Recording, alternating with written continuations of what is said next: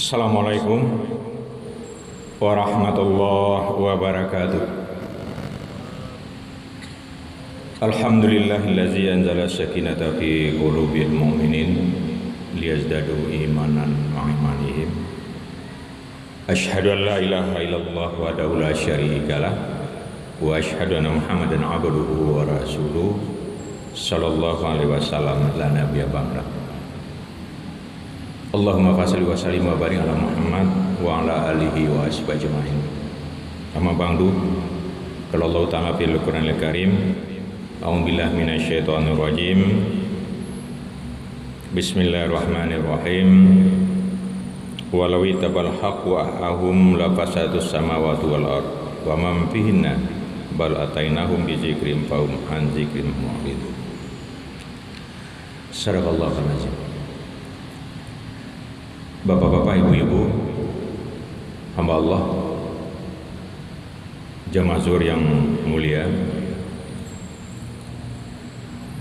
semakin kita ikuti, kita simak, kita cermati secara sungguh-sungguh pergumulan, percaturan,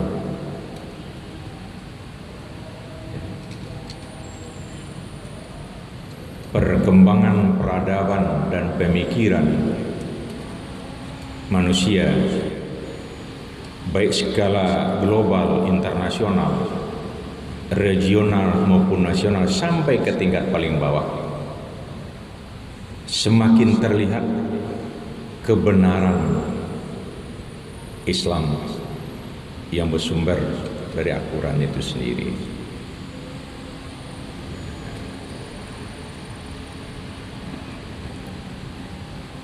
Dari segi apa, Pak? Sekali lagi akan terlihat kebenaran Quran sebagai sumber al-Islam. Kita lihat pada percaturan global, bagaimana manusia-manusia baik individu maupun kelompok golongan kerakusan, watak karakter, kakobeh dan perilaku untuk menguasai materi, mendapatkan kekuasaan,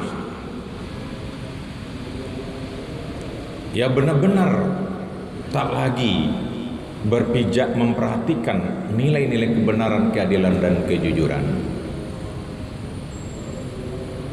Apapun yang ingin mau, yang penting dapat.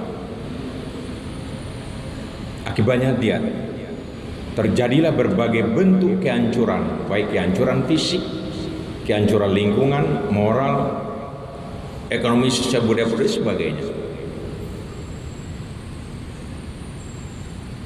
Di antaranya, bagaimana nafsu Zionis untuk mendapatkan dan mempertahankan kekuasaan atau wilayah. Dia tidak lagi memperhatikan nilai-nilai kemanusiaan yang sangat prinsip itu. Itu baru satu. Yang lain silakan. Dan inilah yang dikatakan Al-Quran 15 abad yang lalu. Silakan lihat surat Al-Mu'minun ayat 74. Allah katakan, walawit tamal haqqo.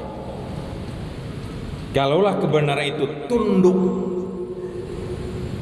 di bawah kendali nafsu, lapas satu samawat, maka hancurlah bumi dan langit dan segala isinya.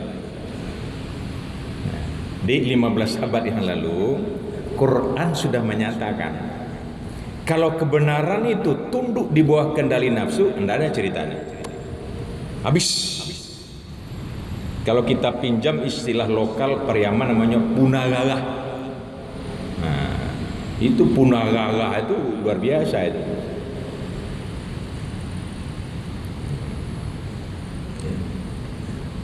Jadi bagaimana orang untuk mendapatkan kekuasaan? Curang kek, macam-macam kek, dia penting dapat. Bagaimana mendapatkan materi luar biasa, Pak. Sekali lagi, kalau memang kita cermati baik skala global atau internasional maupun yang lain, rusak semuanya. alam. Kalau ingin tahu, membuktikan kebenaran ini silakan saja. Baik SDA, sumber daya alam. Antara lain, ini antara lain. Bapak-bapak kalau cermati bagaimana kondisi air sungai mulai dari Aceh sampai ke Papua, silakan hitung.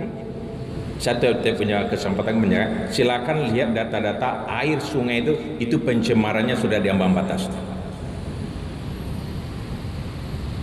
Dulu di sungai-sungai itu bukan main ikan-ikan. Itu karena apa? Karena nafsu untuk menggali, mengeksploitasi potensi bumi tadi udah. Silakan lihat. Di seluruh provinsi. Jadi sungai yang melintasi provinsi lihat. Sampai ke Papua. Gunung dan bukit coba lihat. Gunung-gunung bukit dari Aceh sampai ke coba lihat Kalimantan dan termasuk sumber-sumber kita udah. Dadun yang tidak digiri Pak. Hutan-hutan juga. Makanya setiap hujan menjadi malapetaka. Jadi hujan tidak menjadi berkah lagi. Ini bukti.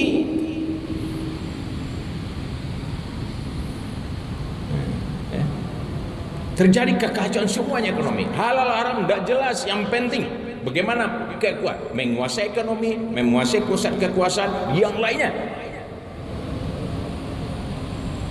Itu dari aspek ini kerusakan. Kita membuktikan kebenaran Quran ya. Jadi hendaknya setiap bagaimanapun kacau balik kita lihat. Di samping membaca literasi yang lain, buku dan jangan lupa baca Quran. Lihat, kembalikan kepada Quran. Demikian pula persoalan ideologi dan sebagainya. Ya. 15 abad yang lalu Quran sudah mengatakan Al-Baqarah dulu. Antara lain, walan tardo angkal yahudu walan nasoro hatta tatabiyana.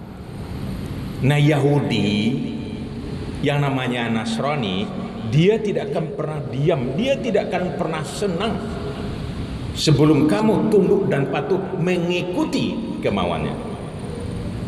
Terbukti kan? Zionis, apapun yang putuskan di PBB, di embargo, coba lihat. Bagai cara dari berbagai sisi, dari berbagai penjuru aspek kehidupan, bagaimana memepet. Islam tidak diberikan ruang raw.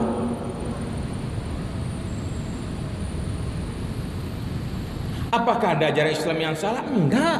Mereka tahu Islam ini benar, tahu mereka. Bagaimana kehebatan konsep akidahnya, bagaimana konsep ibadahnya, syariahnya, muamalahnya, dia mereka tahu. Mereka melakukan penelitian lebih hebat lagi dari kita penelitian yang mereka lakukan. Tapi yang mereka ratukan apa? Kalau Islam ini berkembang, galeh mereka tidak bisa laku. Karena Islam bentengnya kebenaran, keadilan dan kejujuran.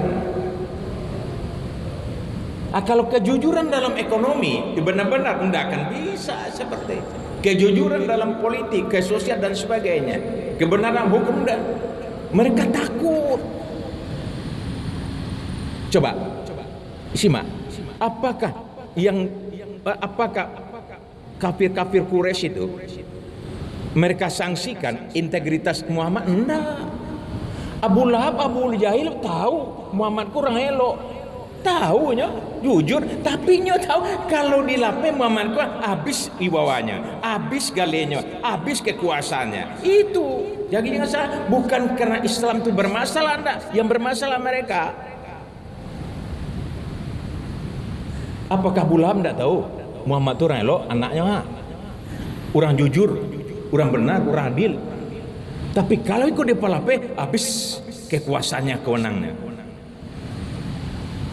Makanya ibu dan bapak, bagaimanapun gejolak dunia, pergumulan ideologi, pergumulan kondisi sebagainya, kita jangan kehilangan pegangan.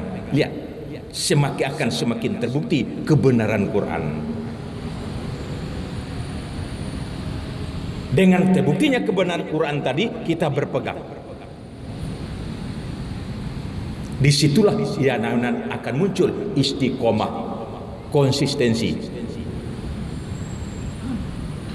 Maka kepribadian sama dengan pohon itu, semakin kencang wayanya dia semakin kokoh. Ingat ya, jadi jangan persoalan-persoalan yang terjadi ini jangan sampai melemahkan iman dan akidah kita. Justru memperkuat. Assalamualaikum warahmatullahi wabarakatuh.